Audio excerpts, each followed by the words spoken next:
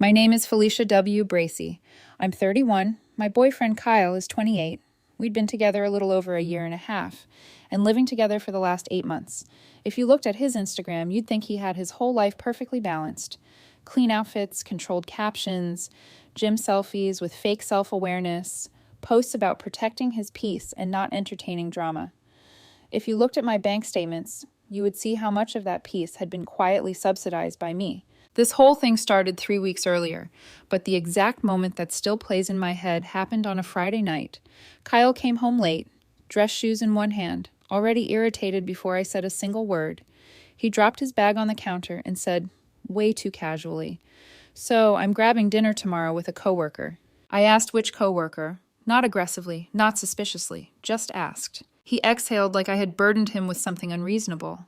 "Ava from work, it's just a dinner. You don't need to do this." That tone, sharp, dismissive, impatient, the one he used when he had already decided I was wrong before the conversation even started. I said, "Do what? Ask a question?" He rolled his eyes. "Be jealous. God, it's exhausting. You're acting insecure." That word again.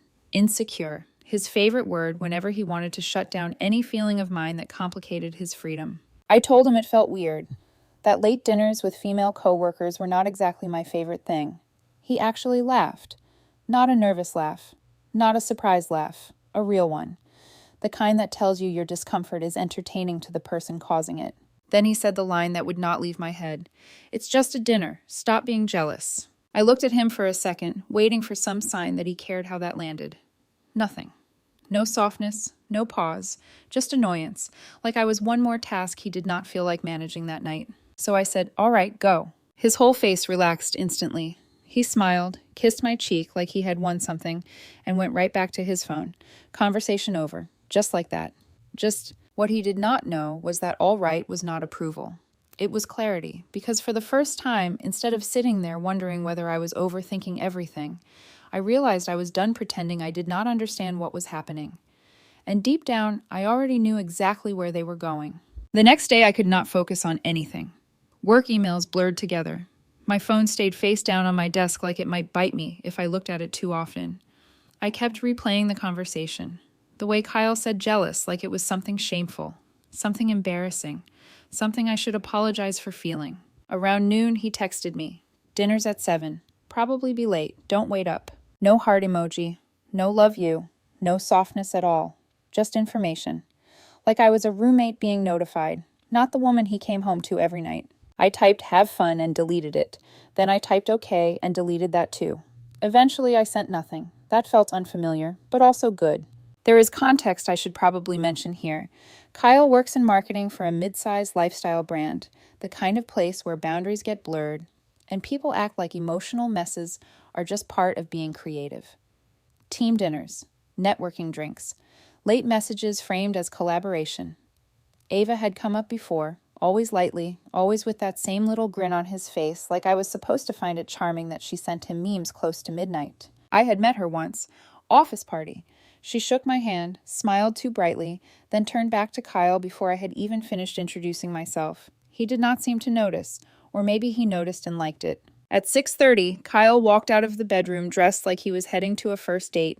Not casual, not quick meal after work, full effort, shirt pressed, hair done twice, judging by the bathroom counter.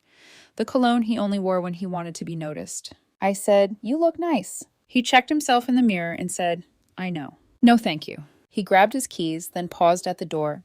"Don't be weird tonight, okay?" I looked at him. "I'm not going anywhere." He smirked. Good. The door closed behind him, and the apartment felt quieter than it ever had. That was when I did something I am not proud of, but I am also not sorry for. I checked his location. He had shared it months earlier, supposedly for safety. I had not looked at it in weeks. But there it was. A little dot moving steadily across the city, straight toward a downtown restaurant I recognized immediately. Not casual, not last minute, not some forgettable place where coworkers grab fries and complain about deadlines. This was the kind of restaurant people booked when they wanted the lighting to do half the work for them. I stared at the screen for a long time, then I did the math in my head, and I made a call. I called Mark. Mark has been my friend since college. calm, observant, steady. The kind of man who notices everything before you do, but waits until you are ready to hear it. He answered on the second ring. "Hey," he said, "you okay?" "Can you meet me for dinner?" I asked. A pause. "Right now?" "Yeah." Another pause, longer this time. "Where?" I named the restaurant. He did not ask why. He just said, "Give me 20. I showered, changed, and put on a jacket that looked effortless enough to pass for coincidence. The whole time, my hands stayed steady. That scared me more than anger would have. I did not feel frantic. I felt detached, like the decision had already been made somewhere deep inside me, and the rest of me was only catching up. We got there at 7:18. The host stand was busy. Soft lighting, low music, glasses clinking. Definitely not just grabbing food. I gave my name, and the hostess smiled and said, "Right this way." As we walked past the bar, I saw him. Kyle was sitting in the booth, turned inward, laughing. Not his polite laugh, the real one, the one I had not heard from him in a while. Ava sat across from him, leaning in too close, one elbow on the table like she belonged there. My stomach did not drop. It went silent. Mark noticed before I said anything. "That him?" "Yeah." We were seated 2 tables away, close enough to see everything, far enough that he had not noticed me yet. I watched Kyle brush a hand over his mouth while he laughed. Watched Ava tuck her hair behind her ear and hold eye contact a second too long. Watched him set his phone face down on the table, something he never did with me. "He looks comfortable," Mark said quietly. "He does." The waiter came. We ordered drinks. I did not look back at Kyle until the glasses arrived. That was when he turned his head. His eyes landed on me first, then Mark. The color drained from his face so fast it almost looked unreal. His smile died mid-expression, like someone had cut the power. He froze. Ava followed his gaze, confused at first. Then she turned, saw us, and looked back at him like she had missed a line in a script. Kyle straightened in his seat. His mouth opened, closed, opened again. I lifted my glass slightly. Not smug, not angry, just there. He did not wave, he did not smile, he just stared. And in that moment, I knew something important. If this really had been just a dinner, he would not have looked like he had been caught. But he did, and he could not hide it. To his credit, he recovered fast. He leaned toward Ava and said something I could not hear, probably a quick lie delivered with a tight smile. She glanced back at us again, longer this time, then nodded like she was trying to believe whatever he had just told her. Then Kyle stood up. But instead of walking to me, he went toward the hallway near the restrooms first. Classic move, buy time, regain control, build aversion before facing the truth. Mark took a sip of his drink. "You okay?" "Yeah," I said, and I meant it. I felt strange, calm, like the decision had already been made somewhere beneath my ribs and my body was only now learning how to stand in it. A minute later, Kyle came back out and walked straight to our table. "Well, what are you doing here?" he asked. Low voice, tight smile. Not high. Not what a coincidence. Straight to accusation. "Having dinner," I said. "You said it was just a dinner." His jaw tightened. "With him?" I glanced at Mark. "Yeah." Kyle crossed his arms. "This is really immature." That word again. Immature. Another favorite whenever he wanted to turn his choices into my flaw. Mark looked up at him and said, "Hey, I'm Mark." Kyle ignored him completely. His eyes stayed locked on me. "Did you follow me?" he asked. "No," I said. "You told me where you were going. I just decided to eat too." His nostrils flared. "You're trying to make a scene." I looked around. No one was staring. No raised voices. No chaos. Just him unraveling because I had shown up in the same reality he expected me to stay excluded from. "There is no scene," I said, "unless you make one." He leaned in closer. "You're embarrassing me." And that was the moment it hit hardest. Not guilt, not fear, just clarity. Because nowhere in his voice was concern for how I felt, only irritation that the image had cracked in public. Then Ava appeared behind him, like she had finally gathered enough courage to walk over. "Hey," she said awkwardly. "Everything okay?" Kyle answered before I could. "No, she's being weird." Mark raised one eyebrow. I stayed silent. Ava looked between us, unsettled. "I didn't realize this was like a thing." Kyle laughed too fast.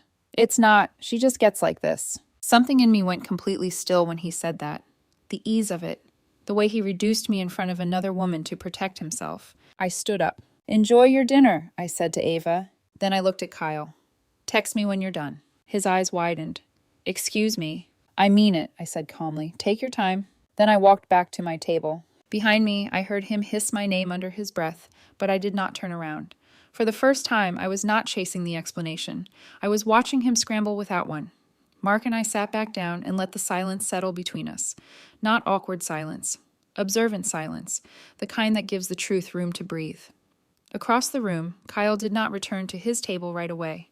Ava was sitting there alone, posture stiff now, looking down at her drink, like she had suddenly realized she had stepped into a story she did not fully understand. When Kyle finally went back, I could see him talking quickly, one hand moving as he explained something.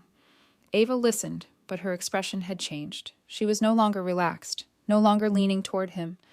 Whatever version he was feeding her now, it was not landing as smoothly as the one he had clearly been telling before I arrived. He's spiraling, Mark said quietly. I know. 5 minutes passed. Then 10. I ate slowly, barely tasting any of it, but I stayed grounded. The old version of me would have gone numb and started doubting herself. Started rewriting the whole thing in real time. Maybe I was too suspicious. Maybe I had overreacted. Maybe it really was innocent and I had just humiliated myself for nothing. But that woman was getting harder and harder to find, because innocent men do not look terrified when their girlfriends walk into the same restaurant. Eventually, Kyle stood up again. This time, he came straight back to our table with his phone in his hand like it was some kind of shield. We need to talk, he said. I did not look up right away. I took one more bite, set my fork down, then met his eyes. We are talking.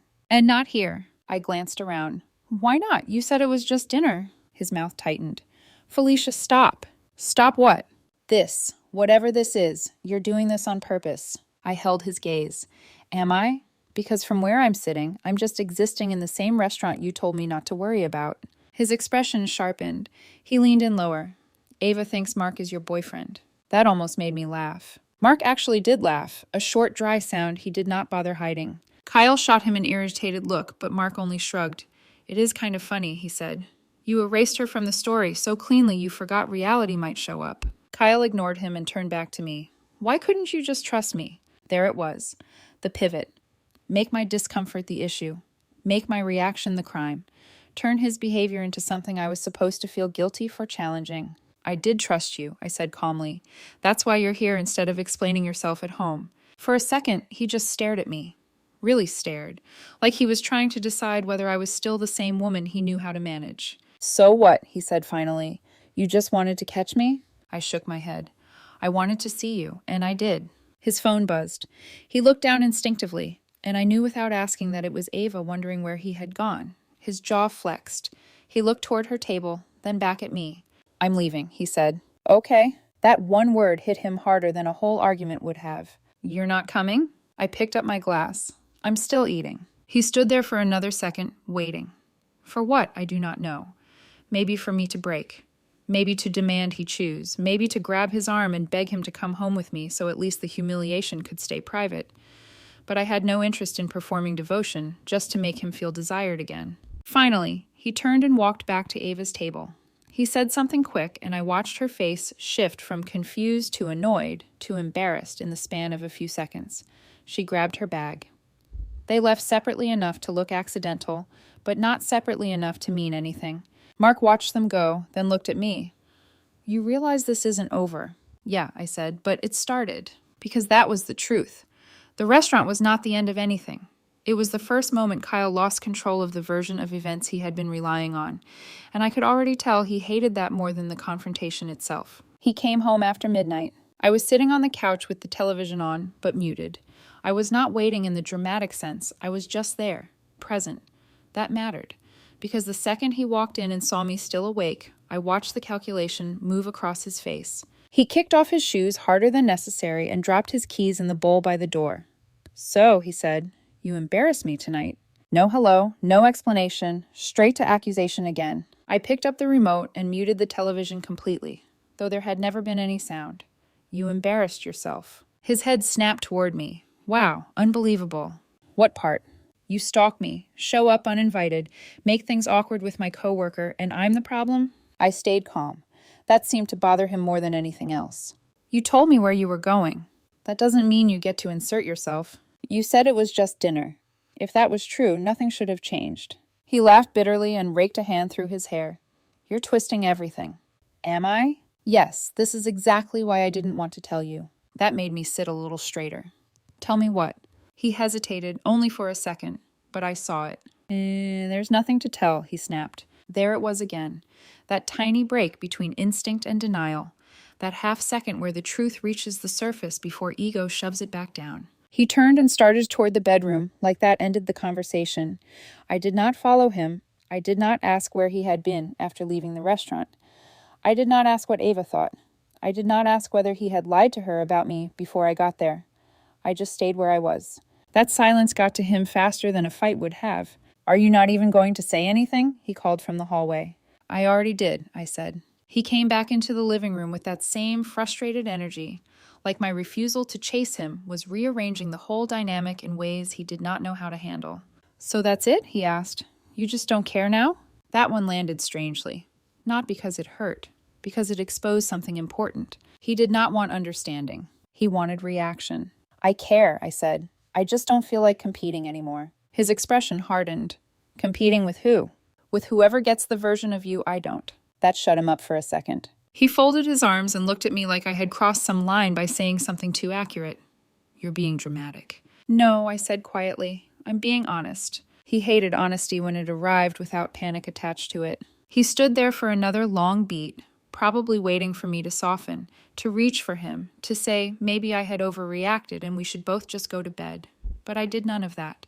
Eventually, he scoffed and said, I'm going to bed. Okay. He walked away more slowly that time, like he thought I might still stop him before the hallway. I did not. When I finally went to bed, I stayed on my side and stared at the dark ceiling for a long time, and somewhere in the quiet, a realization settled fully into place. This was not about Ava. Not really. It was not even about the dinner. It was about how easily Kyle dismissed me when he thought I would stay. How quickly he turned my discomfort into insecurity, my questions into control, my presence into embarrassment. The restaurant only revealed the deeper problem. He had gotten too comfortable acting as though I would always remain in the background while he stepped into whatever version of himself made him feel most wanted. The next morning felt fake from the moment I opened my eyes. Kyle moved around the apartment like nothing had happened. Too normal, almost polished. He hummed while making coffee. Asked whether I wanted eggs. Opened the curtains. His version of a reset. Tension, deflection, normalcy. Pretend the rupture never happened and wait for me to fall back into alignment. I sat at the kitchen table and watched him move through the ritual. Are you still mad? He asked casually, pouring almond milk into his coffee. I'm not mad. He paused and looked at me. Then what? I thought about that for a second. I'm paying attention. That earned an eye roll. Jesus, Felicia, you're being cryptic. No, I said. I'm just not filling in the gaps for you anymore. He set down his mug harder than he meant to. You're acting like I cheated on you. I didn't say that. But that's what you're implying. I leaned back in my chair and looked at him evenly. If you feel accused, maybe ask yourself why. His face shifted right away. Defensive. Sharp. Almost offended by the suggestion that his own discomfort might have a source.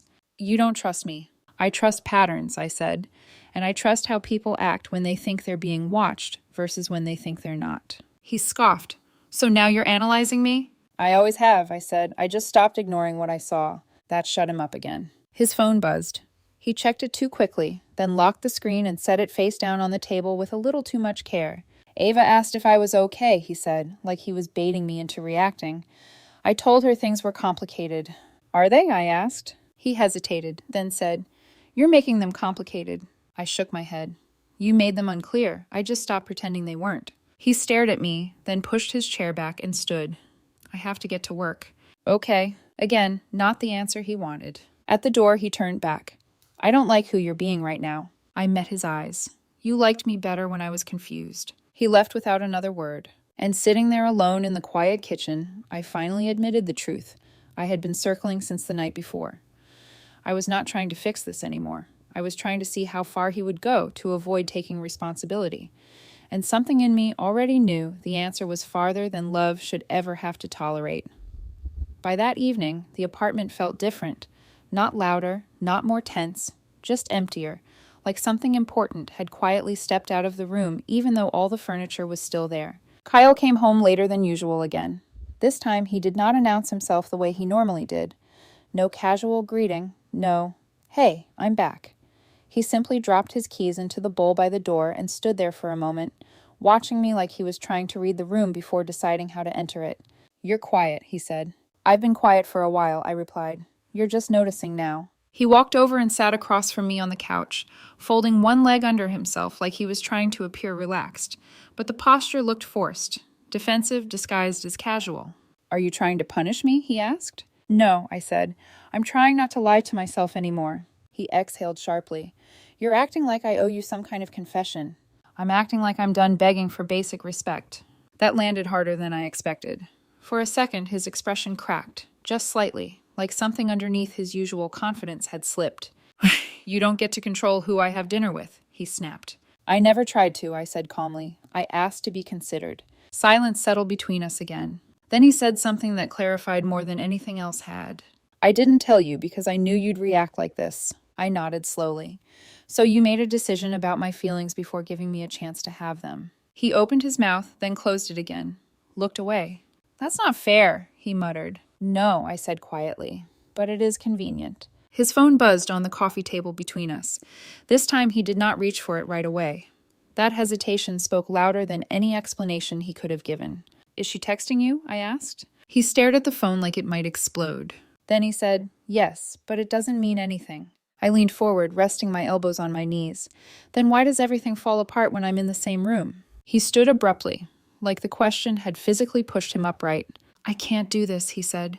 "You're interrogating me." "I'm asking questions you don't want to answer," I replied. "There's a difference." He grabbed his jacket off the chair. "I need space." That word again. Space. His emergency exit whenever accountability showed up. "Take it," I said. He paused at the door, clearly expecting something else.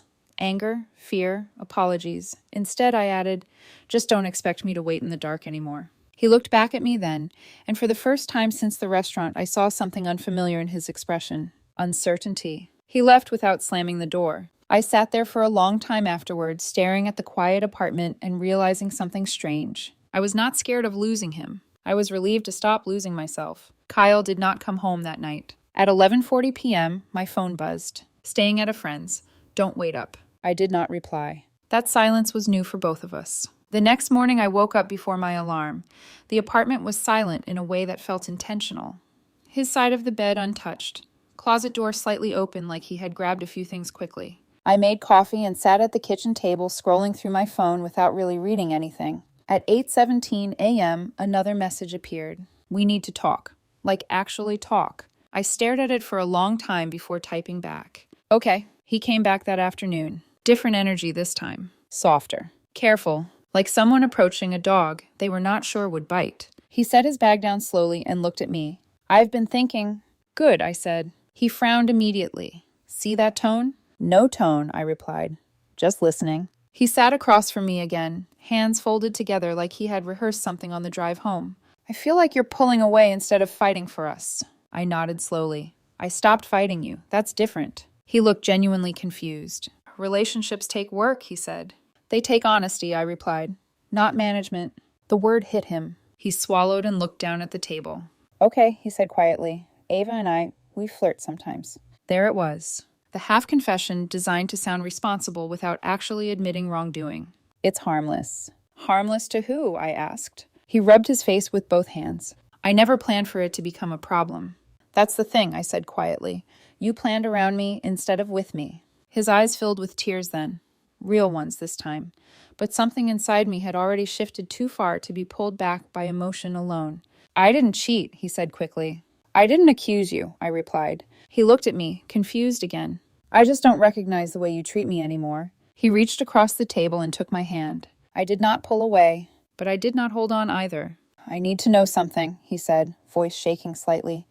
"Are you done?" I studied him carefully. The defensiveness, the fear of losing control, the way everything still revolved around how the situation affected him, rather than what it meant for us. And I understood something clearly for the first time.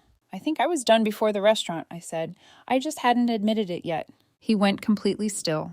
"I don't want to be with someone who only values me when I'm compliant," I continued softly. "And I don't want to compete with people you swear don't matter." The tears finally fell down his face then. But for the first time since we met, they did not change anything in me. Because once you stop negotiating your self-respect, things become painfully clear. And I finally knew exactly what I needed to do next. I did not pack that day.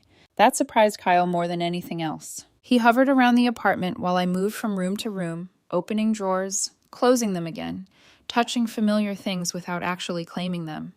I could feel him watching me, waiting for the moment the scene would explode. Waiting for the suitcase, the raised voices, the dramatic exit he could later describe to his friends as the point where everything finally fell apart. But that was not how it ended. I thought you'd leave, he said quietly from the doorway of the bedroom. I am, I replied. He frowned. Then why aren't you packing? I closed the drawer I had been standing over and looked at him. Because I'm not leaving like that. Like what? Like a reaction, I said. This isn't a reaction, it's a decision. He stood there, trying to process that. The thing about Kyle was that he understood conflict. He knew how to navigate arguments, how to push and pull and reshape a conversation until it landed somewhere that worked for him. But calm decisions, those were harder for him to fight. So what does that mean? He asked. It means I'm detaching. He laughed once, short and nervous. Detaching? Yes. That's not how relationships work. It is when one person has been managing the other instead of loving them. That sentence landed between us and stayed there. I told him I would stay with Mark for a while. Just temporarily, I said. Enough time for both of us to figure out logistics, the lease, rent, who would take what furniture. I kept my voice even, the same way someone talks through practical details after a long meeting. Kyle did not cry this time. He looked panicked. You're really not going to fight? He asked. I met his eyes. You don't fight for someone who keeps you as an option. And that was the moment it finally hit him. Not that he might lose me, but that he already had. I grabbed the simple things first. My keys, my wallet, my jacket hanging by the door. The objects that were clearly mine, the ones that required no discussion. At the door, he said my name again. Felicia. I turned back. His voice was softer than I had heard it in weeks. I never meant to hurt you. I nodded slowly. I know. That seemed to confuse him. You do? Yes, I said. You just meant to prioritize yourself. He did not respond. I walked out of the apartment without anger and without tears. That was the strangest part of all. I had imagined breakups before in my life. They were always loud in my head, dramatic, emotional, full of questions and unfinished sentences. This one was quiet, because the truth had already done the hard work for me. As I drove across town toward Mark's place, I kept replaying the restaurant in my mind. Not the flirting, not the laughter, but Kyle's face the moment he saw me sitting there. That look had said everything. The dinner was never the real betrayal. His reaction was. Because if nothing had been wrong, he would have smiled. He would have waved. He would have introduced us like two normal parts of his life. Instead, he froze like someone who had been caught in a version of the story he never intended to share. And once you see that moment clearly, you cannot unsee it. Mark opened the door before I even knocked. He took one look at my face and stepped aside. Come in. I walked in, dropped my bag by the couch, and finally exhaled. You okay? He asked. Yeah, I said. And surprisingly, that was true. Not happy, not relieved, but clear. We sat in silence for a while before he spoke again. You know this probably isn't the last conversation you'll have with him, right? I know. And it doesn't change anything. Mark nodded like he had expected that answer. Back at the apartment, Kyle texted me once that night. Just one message. Are you coming back? I looked at the screen for a long time before answering. No. A few minutes later, another message appeared. So that's it? I thought about everything that had happened over the past few weeks. The dismissal, the laughter, the restaurant. The way he had tried to frame my reaction as the problem instead of the pattern that created it. Finally, I typed one sentence. It's been over for longer than you think. He did not reply. And that silence told me more than any argument ever could. Because here is the truth most people do not realize until they are already standing on the other side of it. Jealousy was never the real issue. Control was. Dismissal was. The slow erosion of being treated like a background character inside your own relationship. The restaurant did not end our relationship. It revealed it. And the moment I stopped arguing for my place in Kyle's life was the moment I finally took it back. If you are reading this and wondering whether you are overreacting in your own relationship, ask yourself one simple question. Would they still choose you if you stopped explaining why you deserve to be chosen? The answer to that question tells you everything.